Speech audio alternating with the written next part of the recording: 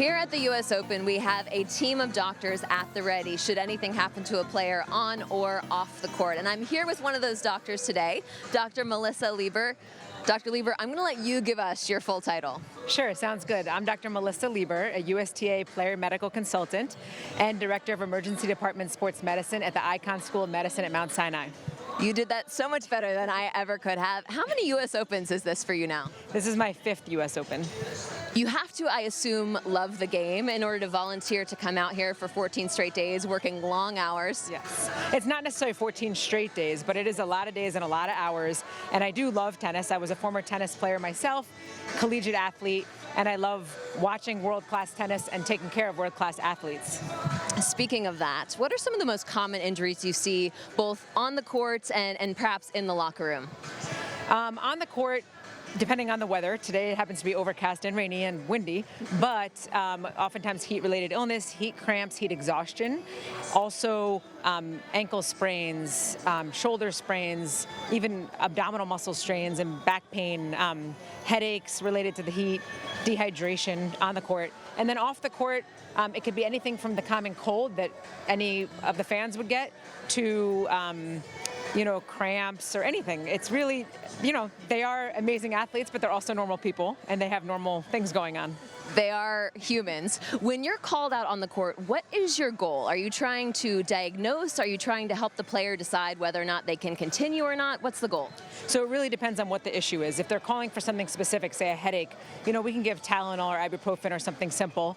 But if they have a more extreme issue, if it is heat-related illness, we have to decide, is this something the player can continue playing with, and can they do it safely? And so it could be anything from them feeling lightheaded to headaches that make them worried. If there's an injury, there are physios that go on the court before us. You'll see the WTA and ATP physios, and they'll determine if they need the physician first. And then once we go on the court, we determine if there's anything dangerous going on and do a more thorough physical exam and that we have time for on a quick exam. Sure. Speaking of the time factor, you were actually on court here on Grandstand for kind of an unusual call last year. It was when Denis Shapovalov was facing his friend. He was 18 at the time, Felix Auger-Aliassime. He appeared to be feeling lightheaded. They weren't sure if it was a heart issue.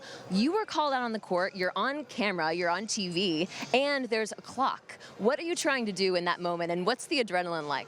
Yeah. So there's definitely adrenaline. I have to say, though, I think as a physician, that actually is where I thrive. I'm an emergency medicine physician by background, so I also do sports medicine and emergency medicine. And, just like having a trauma patient or anyone who's really sick in the ER, seeing these athletes on the sideline, that hopefully they're not quite as sick enough to need the ER, but it is that kind of adrenaline, and it makes you really have tunnel vision and focus in on the athlete and what they need. And then you just think about life-threatening conditions, and then once they don't have anything life-threatening, then you can really think about what you can treat quickly and what may need more time and may need a medical timeout. We're going to switch gears a little bit. You are a new mom to your second child, Eli. He is adorable, just a few months old, and you're obviously back at work doing your thing. For a tennis player, of course, we've heard about Serena coming back, Victoria Azarenka, Mandy Manila, Tatiana Maria, several moms on the WTA Tour. Can you kind of put in perspective the challenges that those athletes face coming back? Yeah, well, I can't 100% put it in perspective because I am certainly not a professional athlete, although I wish I was. These athletes amaze me. Knowing how hard it is for me as a normal person, just going back to work as a physician, your physical challenges change and your mental, emotional challenges change. And to be able to clear your head and play tennis just like you did before you went on maternity leave or had a baby is just amazing to me. And so I think the challenges are both physical, your body changes, we all know that, and I think we all can relate to that. But also your focus in life changes.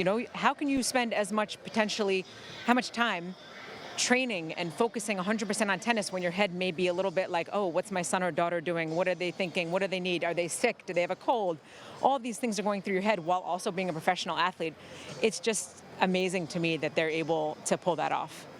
Well, thank you for that, Dr. Leber. Given your job here, I'm wishing you a very quiet, uneventful day. Thanks for joining us. No problem. Thank you for having me.